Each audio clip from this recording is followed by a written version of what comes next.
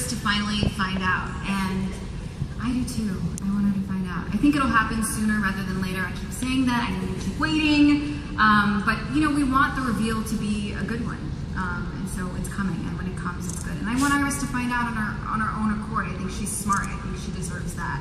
And I think when she finds out, all hell's gonna break loose. She's gonna have a reason to be. She's gonna have a reason to be very ticked off at several men. Yeah, I've had some Twitter people say, like, I want her to read them to filth. So I need that to be, somebody needs to make that a headline, please. Iris to read to filth. And clearly this secret that Joe and Eddie and Barry are keeping, that's gonna cause a problem for the whole West family, correct? Oh yeah, I mean, we all have Twitter, you know. We see a lot of people, you know, saying, you know, that they're being, you know, rude to Iris, and they're mistreating her, and they're not trusting her, and they're infantilizing her, and we agree. I mean, they're making a bad choice, and it's going to come back to bite them on the ass. And you know, and I think her, you know, Iris's response is, when she finally finds out, is less about, you know, the excitement or joy or wonder of finding out that Barry is the Flash, and more about the, how could the three of you think it was, on any planet, it was acceptable to be keeping this from me? And they all think they have their reasons, and they're wrong. And I think that's, you know, when all that stuff comes out, it's going to be great. And now, so Iris is crushing on the Flash, but not Barry.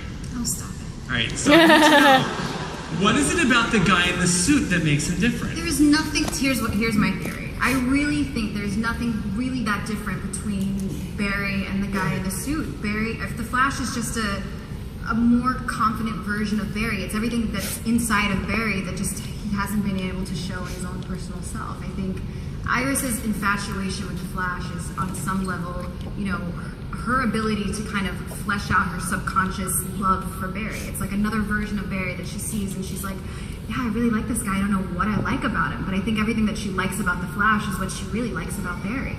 She just doesn't know that. You know what I mean? So, we're getting into the head of Iris here. Her father is a crime fighter. Okay, yeah. Eddie is a crime fighter. The Flash is a crime fighter.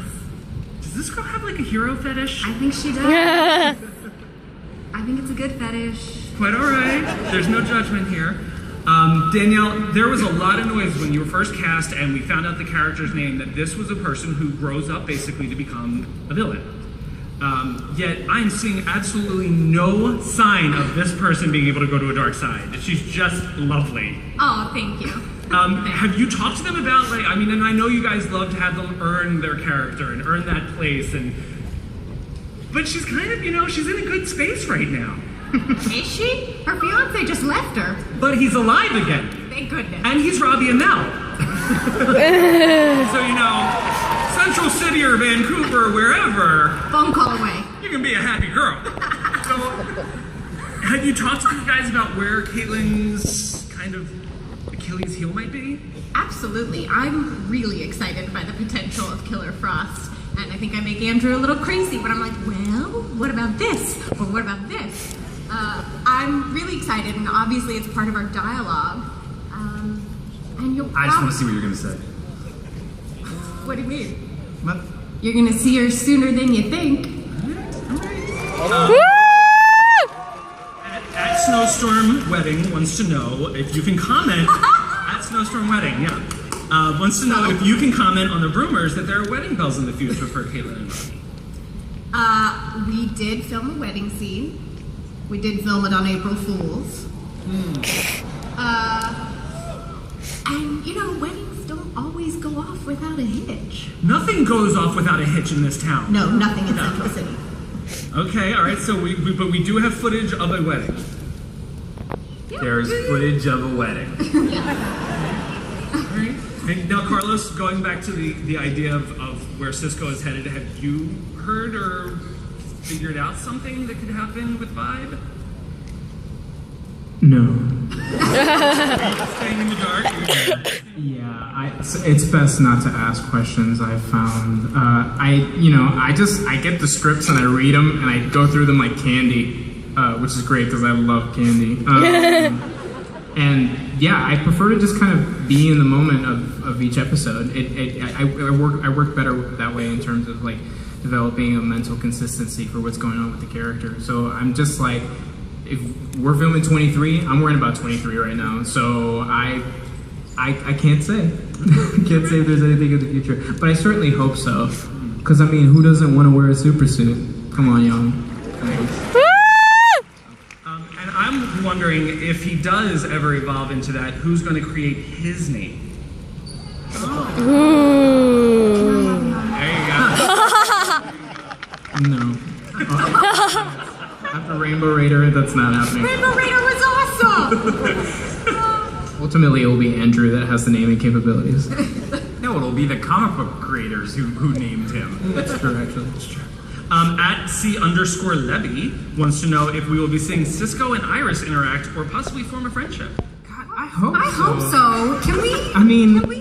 because we get along together in real life, so, like, can we get some, like, scenes, please? That'd be dope. I mean, they're like, Sure. that was so easy. Thank you, Twitter person. Just call out Andrew Kreisberg at a convention, that's all. Yeah.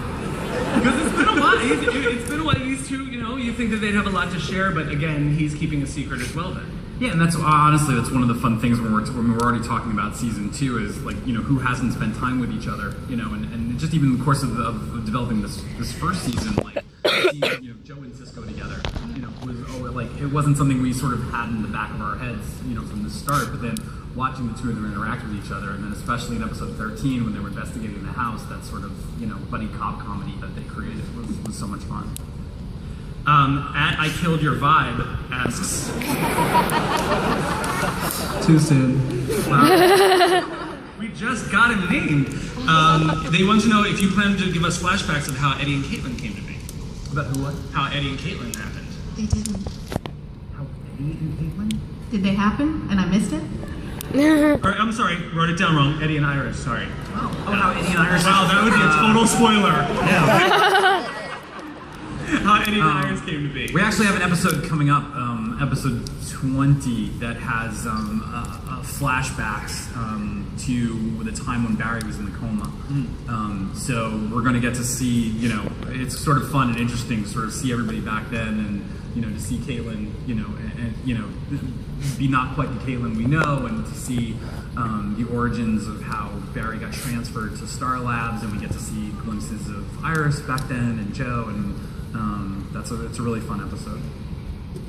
Do you think that those will help us kind of feel a little bit more not connection, but will we be more sympathetic towards Eddie? Because it seems like we shouldn't be. I'm always sympathetic towards Eddie. I mean, what's interesting to us about Eddie is, we introduced him as sort of the dumb blonde cop who was getting along more on his looks than his abilities, and he's the most emotionally stable person of anybody else, on the show. Joe and Barry have sort of fallen into lockstep about keeping Iris in the dark. And what you're going to see a lot of with Eddie in these next upcoming episodes is like, this is not cool, and he's not. And I think it's interesting for Joe and Barry, who consider themselves to be, good, decent, honest people, that Eddie's the one calling them out and saying, how are you such good liars? And don't you realize you're lying to somebody? And he's really kind of putting it back in their faces, which is kind of fun and interesting. And we see how now that Eddie's in on the secret, how hard it is for Eddie to keep it from Iris. Mm-hmm. And are you planning to explore the fact that he technically has villainous DNA?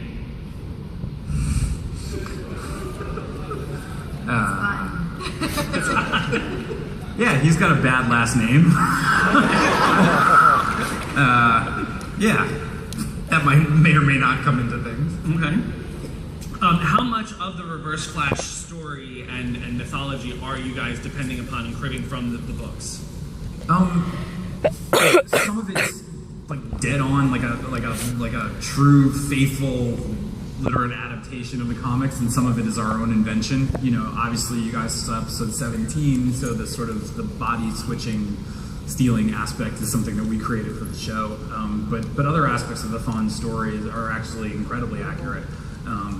There's actually some lines in the finale that when Jeff Johns read it was just like, I think I actually wrote this in the comic, and So, geez, where did that come from? But yeah, so I mean, you know, as always with these things, you know, we have to create the show for the people who don't know the comics and for the people who do, and that's why, you know, giving Eddie the last name Thawne and having people suspect that he was the Reverse Flash and then revealing that it was Wells, and then, you know, adding Matt Lesher's character. It's all designed for the people who know nothing, they're just going along for the ride, and for the people who are fans of the comic books, hopefully they're not getting spoon-fed exactly what they're expecting so that it's more interesting for them. When did you guys let Tom Cavanaugh know about that twist? I'm trying to think. I told him one day, and he was, as always with these things, Tom just sits there and goes. You know, he really loves all this stuff, and he really loves he really loves twisting things for the audience. You know, he's really on board with that. And then we pitched him stuff for the future that he's also really excited about, and hopefully you guys will be excited about too. You know, and also Matt Lesher who plays Thawne, Tom and Matt and Greg Berlanti, who's our other co-creator, is not here. We all work together on a show called Eli Stone. So, so it was fun for Matt and Tom to get together because Matt played Tom's son on that show, and now he was playing his body snatcher. So, and did Tom say like, "Oh, wait a minute, when you figure out all this, I'm playing a dead body"? Yeah, but what was really interesting was it was sort of more interesting for both of them, because Tom had to create a different Wells than we've seen. You know, the Wells before he got, you know, he was murdered. So I think that was a fun opportunity for Tom to sort of create like a new version of the character that had some echoes.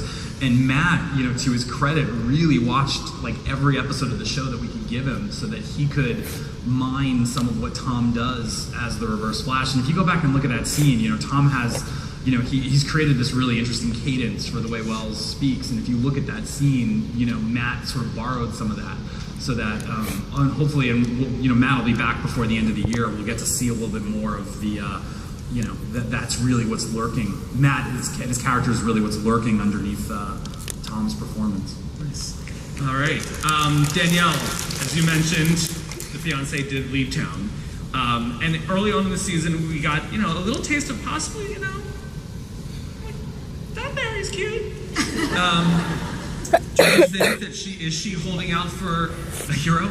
Is she holding out for either one? But do you think that she could be, you know?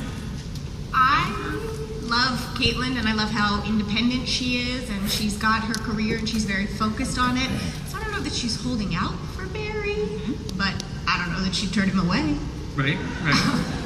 And Candace, how would you feel if that happened? How would I feel? I mean, I can't claim Barry at this point. I'm in a relationship. Don't ask me these questions. Mad at me and stuff. All right, so Carlos, I need to know, since the beginning of the series, how did you cut a deal with them to get all of the great punchlines? Because even like David Ramsey said that during the crossover episode, that those guys couldn't keep a straight face filming with you. So is this like, did you guys figure out that he was hysterical and just realize like, oh, we got to give him some stuff? He was. I mean, usually when you're casting a TV show, you have to bring in multiple actors to show to the studio and to show to the network to get them. And at the end of the day, it's sort of up to the network and the studio to make the choice. And Carlos was the only person we brought in for Cisco. I mean, it was, you know, as soon as we saw him, we were like, oh, we get it, and we get the show. And you know, and everybody, you know, it's. I think everybody else is getting a little jealous because everybody else is like throwing in these like punchlines now. They're trying to like ad-libs on the set, trying to like out Carlos. Yeah. But Carlos can't be out Carlos. I can't keep a straight face around him sometimes. Right? But it's part of the fun of the show, and you know, and again, that's, you know, Carlos. I mean, Cisco was designed to be the voice of the audience and the voice of you and the voice of me and the voice of all of you out there, and then commenting and on the insanity of these situations and coming up with the names and sort of you know just, you know, as everybody else is staring all serious at these crazy things that they're finding, you know, finding the humor in it and sort of reminding people that they're watching a TV show and that this is meant to be fun. Right? When you guys look at the blooper reel, who is the star of them? Grant Gustin. Grant. Yeah. Got some good ones. And once he knows he's like off the rails, it turns into like a tap dance. Yeah. Okay, that's actually one of the questions I wanted to ask also. So you guys know about Grant and his tap dancing, right? Like he's constantly tap dancing off camera. And so is Jesse, correct? Yeah. So have you guys picked up any dance moves? Los. Yeah. I tapped a little bit, and I was like, Grant, show me that step. He's like, okay, I'm gonna break it down for you. You got it? I'm like, yeah, man. Cool. I got it. No, but I've perfected it since then. So. Did you want to show us? Yeah, I was gonna say. No.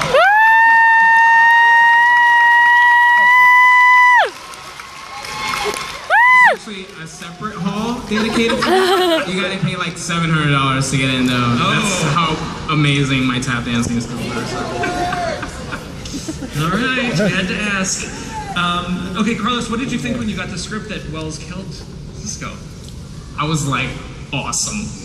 This is so dope. I mean, like, dying on camera, like, that's so dope. Who doesn't want to, like, die a death on camera? That just sounded so alluring to me. And when Andrew told me, he was like, so we're gonna kill you in this episode. And I was like, great. He was like, but don't worry, you're coming back. We're gonna turn back time. And I was like, this show just keeps getting better. Like we're just like throwing him out there. Like you guys are ballsy, and I love it. But yeah, I welcomed it. You know what I mean? It was a great time. I mean, who dies like that? Right. I was hoping it wasn't some sort of passive aggressive firing or anything like that. No, that whole idea. That was Greg's idea, and it was genius. And what's amazing about this show, and truthfully, is we write this stuff, but then it didn't say anywhere in the script that like Cisco realizes early on in this scene that he's not going to leave that room alive. And that was all Carlos and Tom and the work that they did. I mean, it's so rare that we get anything back from Vancouver where we shoot the show where we're just like, these people and then the ones who aren't here don't elevate the material beyond anything that we expect. So, Andrew, on top of the weekly villains and all the story you're telling and laying the groundwork for season 2 and working on the other, on Arrow, you also have reportedly been working on possibly another show, a little bit of a spin-off. Is there anything you can tell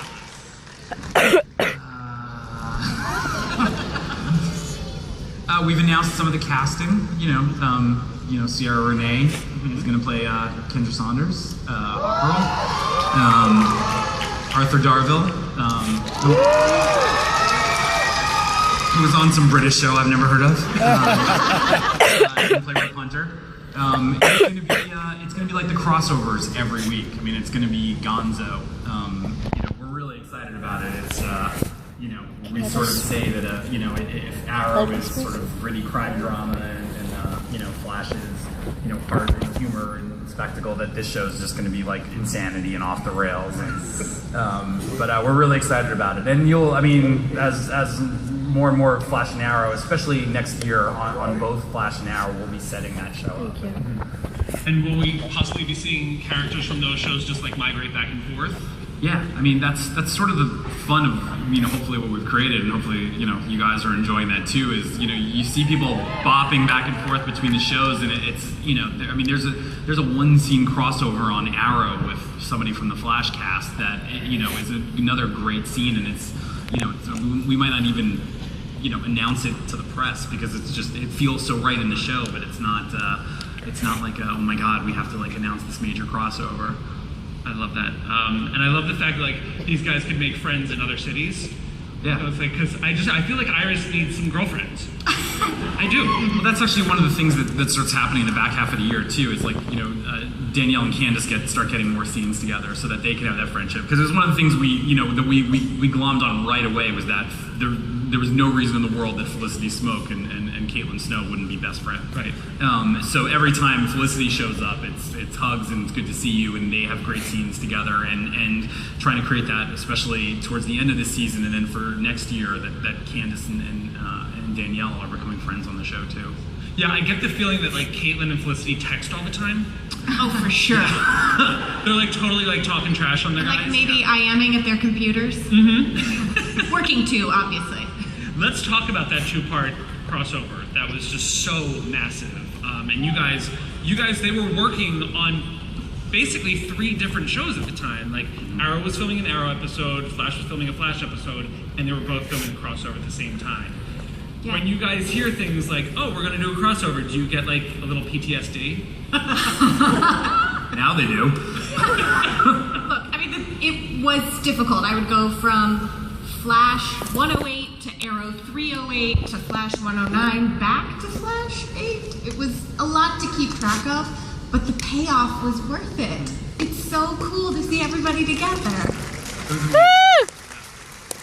Is there anyone from Arrow that you guys are dying to do scenes with? Diggle.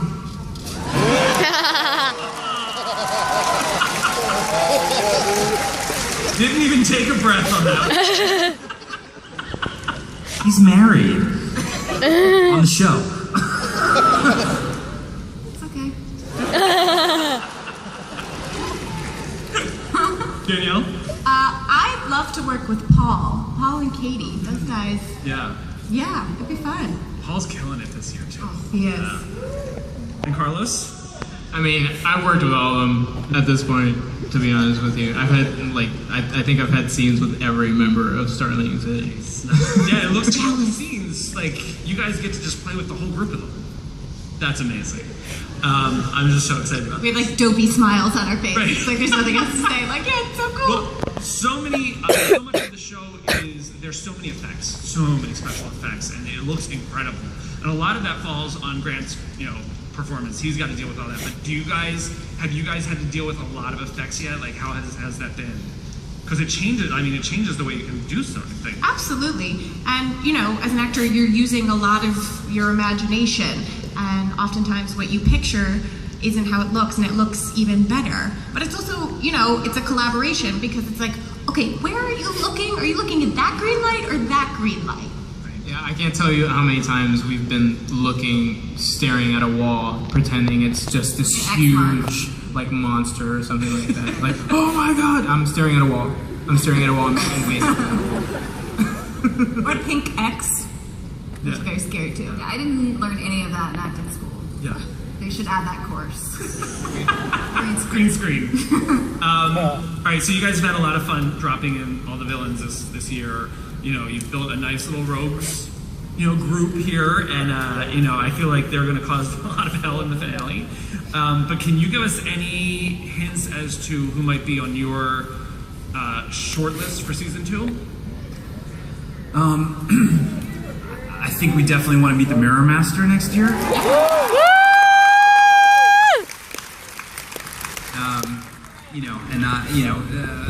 I'm sure Dr. Alchemy will show up at some point. And then we've got one thing that hopefully people will lose their minds over. He said villains. Villains, yes. All right, so we're going to go to some audience questions soon. So if you guys want to start lining up, we're going to get to that in a second.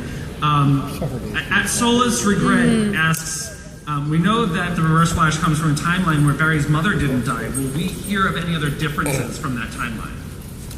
Yeah, there's a very big difference in that timeline that's going to affect all the characters. That, Come on! I'm not gonna say what it is. No, they're in these last few episodes, everyone is going to hear about the future and what their futures should have been. And I think what's fun and exciting about these last few episodes is getting to see all the characters' reactions to where they should have ended up, and what decisions they make to either ensure that it goes that way, or how many people are going to say, no, that's not the future that I want. One thing I wanted to ask the actors is there any part of yourself that you've kind of like personally built into your performance, like little touches about like that are you? Yeah, I mean, like it's very easy to call Cisco, a dork or a nerd or whatever, and I mean he is, but he's more than anything a very passionate and sensitive individual, and I'd like to bring my passion and the things that I'm passionate about to this character, and allow this character to be colored by that zeal and that excitement about things. So yeah, I bring a lot of myself to Cisco for sure. Yeah, I think it's hard not to. I think when I was auditioning for this role, I felt so much pressure to play Iris West as this iconic character, and I just remember Jeff Johns saying, we hired you for a reason. You're doing everything right. So there's something that I had to rely on and just be confident that there was something innately in myself that was resonating. If it's resonating with Jeff Johns and Andrew Kreisberg and Greg Berlanti, then I'm just going to leave it alone. So yeah, there's pieces of me in there for sure. I mean, I think I am more like Iris than I would like to admit sometimes. Are you forgiving? Am I what? Are you forgiving? Forgiving? Because Iris is going to need to be forgiving. Ooh, I don't know if she will be. Yeah, definitely. I mean, I love that this season we've really seen Caitlin infused with so much warmth, and she's certainly a caretaker, and I think I sort of fall into that a little bit too, just, in looking after everyone and that sort of thing. So there's definitely pieces of me in her. Nice. All right, then we are going to go to this guy right here.